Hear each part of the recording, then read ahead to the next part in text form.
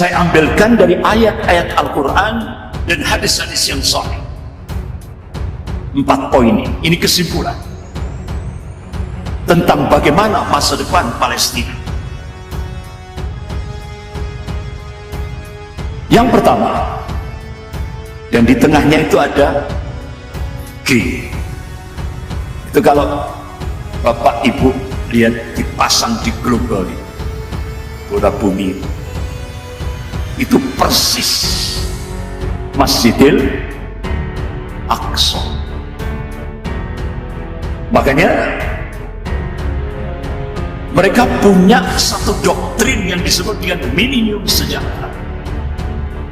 Doktrin minimum sejahtera itu benar-benar itu sudah menjadi satu pijakan gerakan Zionis di seluruh dunia. Dia ingin menjadikan Yerusalem sebagai ibu kota abadi Israel Raya. Dan yang ketiga, dia ingin menghancurkan Masjidil Aqsa, diganti dengan Bait Suci Salomo, atau yang sering kita kenal dengan Haikal Sulaiman.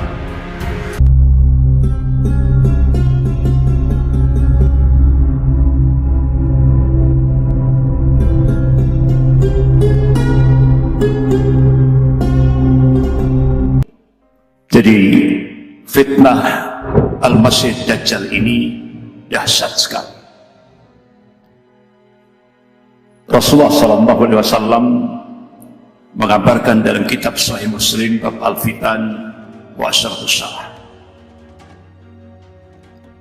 Al-Masih Dajjal akan Allah munculkan dalam kitab Sahih Muslim, disebutkan oleh Rasulullah, yaitu Asbahan. Kalau kita buka Google Map, itu kota Isfahan, Iran. Di sanalah nanti Allah akan munculkan Al-Masih Dajjal. Bahkan Rasulullah mengabarkan di belakang Al-Masih Dajjal itu ada 70.000 orang-orang Yahudi dengan memakai at-toyalisah, jubah kebanggaan. Kira-kira tanda-tanda itu sekarang nampak enggak? Karena satu sisi kita diingatkan oleh Allah Subhanahu wa taala dalam surah An-Najm ayat 3-4, A'udzubillahi minasyaitonir rajim. Wa may yantiqu 'anil hawa in huwa illa wahyun yuha. Jadi apa yang disampaikan oleh Rasulnya itu bukan ahwa, bukan hawa nafsu. Apa yang disampaikan oleh Rasulullah SAW itu wahyu yang diwahyukan oleh Allah kepada Rasul. Jadi pasti terjadi, tidak bisa tidak. Jadi ternyata Bapak Ibu yang dirahmati Allah, Duta Besar Amerika untuk Iran menulis sebuah buku judulnya Mission to Iran. Sekarang di kota Isfahan itu ada kurang lebih sekitar 80.000 orang-orang Yahudi. Jadi tanda-tanda itu sudah mulai nampak.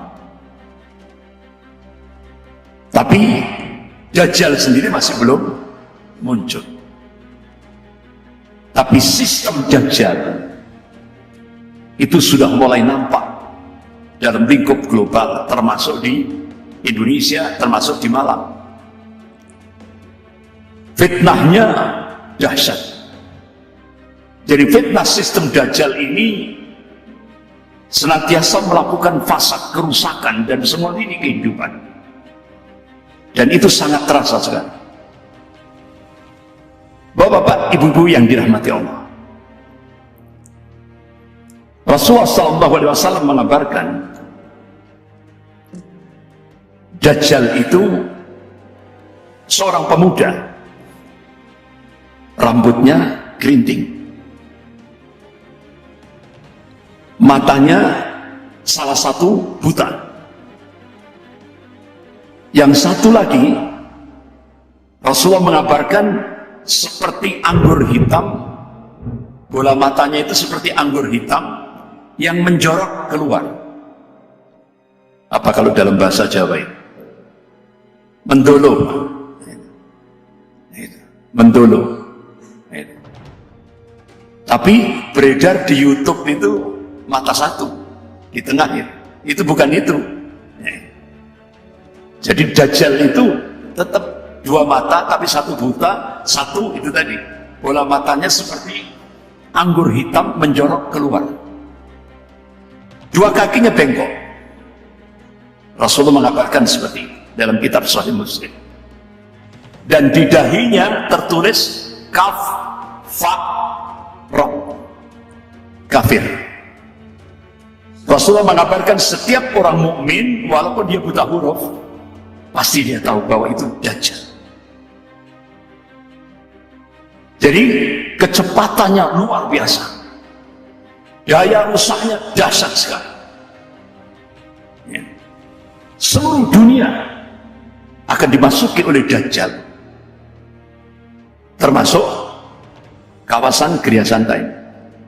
Ya. Semuanya kenapa? Kecuali dua kota suci, Mekah dan Madinah, dijaga oleh para malaikat.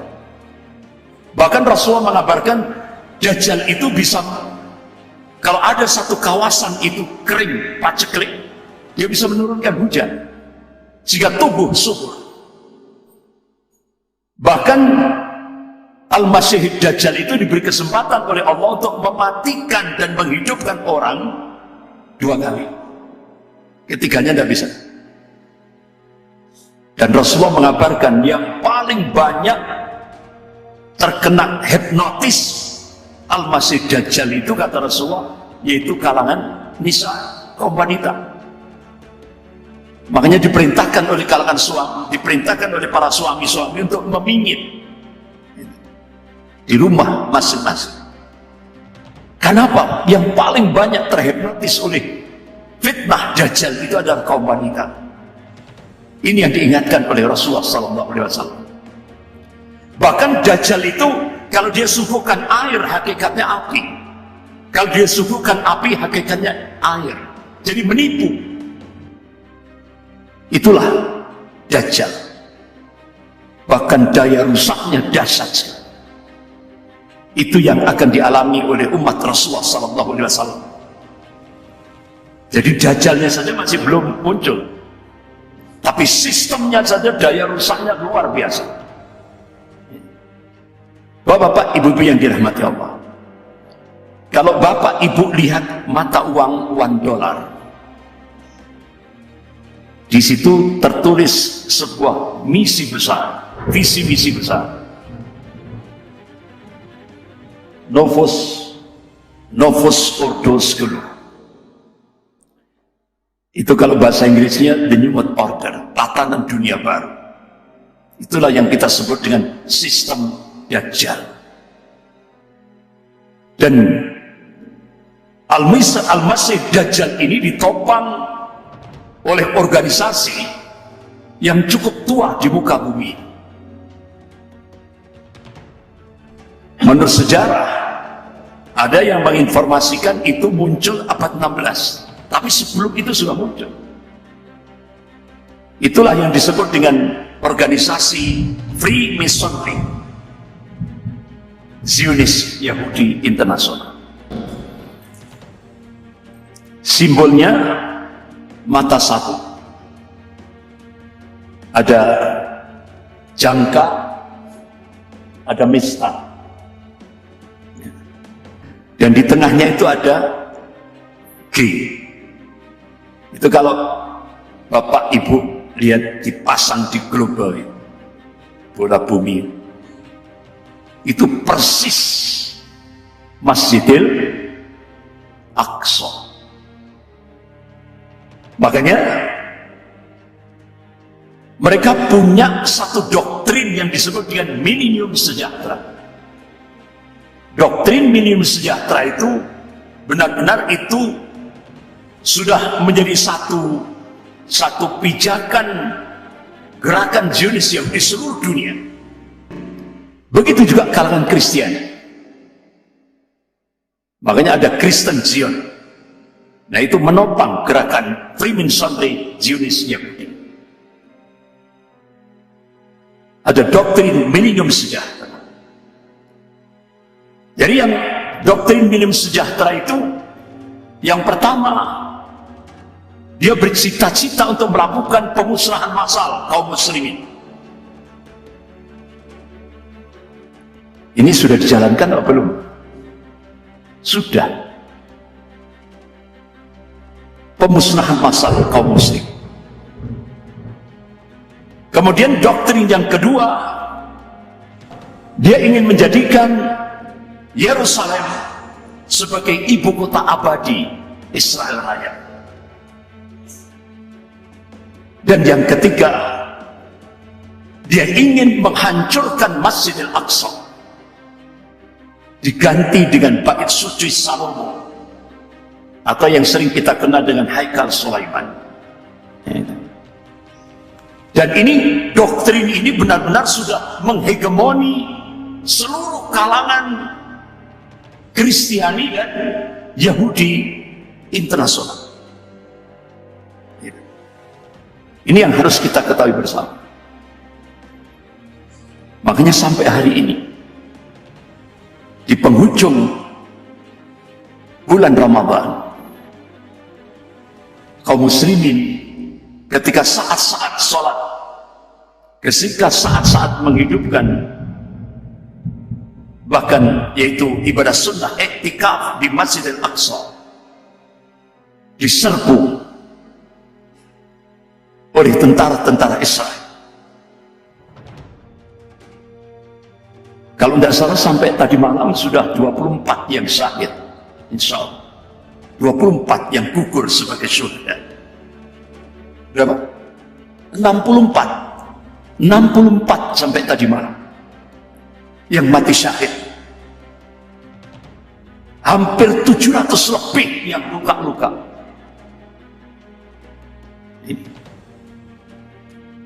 Dan memang ini yang diinginkan oleh Allah Subhanahu wa taala. Wa yattakhidha minkum syuhada. Dan Allah ingin menjadikan sebagian mukmin gugur sebagai syuhada pada fase keempat ini. Ini yang diinginkan oleh Allah Subhanahu wa taala. Bukan itu sebuah kekalahan, tapi itu sebuah kemenangan bagi kaum muslimin lingkup global. Bapak-bapak, ibu-ibu, saudara-saudara yang dirahmati Allah.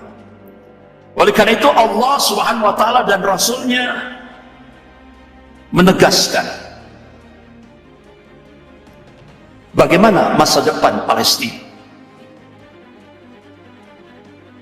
Jadi 4 poin ini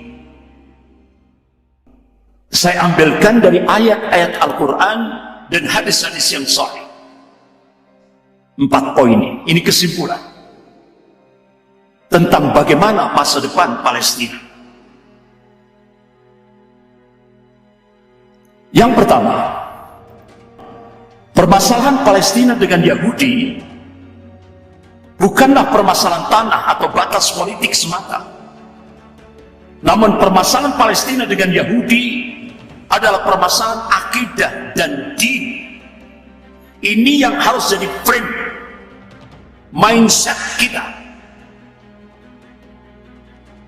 Jadi kalau sudah muncul isu Palestina, bukan masalah tanah, bukan masalah politik, tapi ini masalah akidah dan din.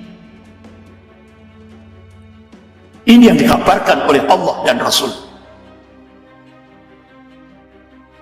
Ini yang harus jadi mindset kita, cara pandang kita. Yang kedua, Allah Subhanahu wa taala dan Rasulnya menegaskan dalam ayat-ayat Al-Quran dan hadis-hadis yang sahih. Jadi peperangan di Palestina kelak akan menjadi peperangan Islami.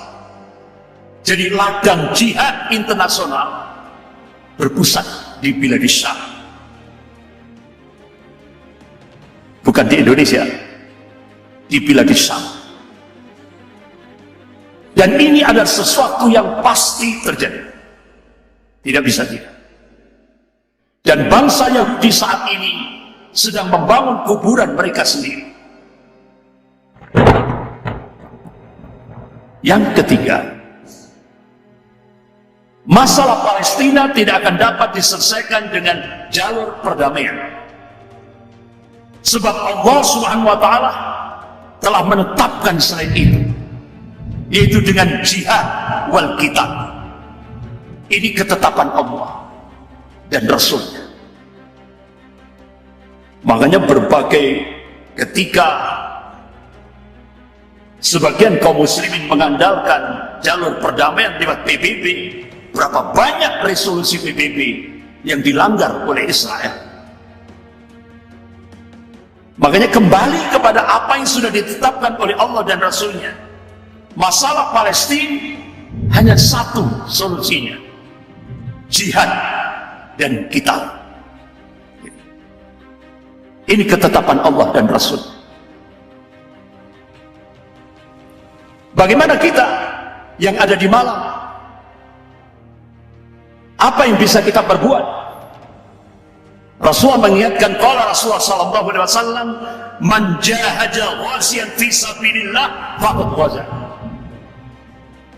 Barang siapa membantu orang yang berjihad di jalan Allah, maka dia terhitung ikut berjihad di jalan Allah.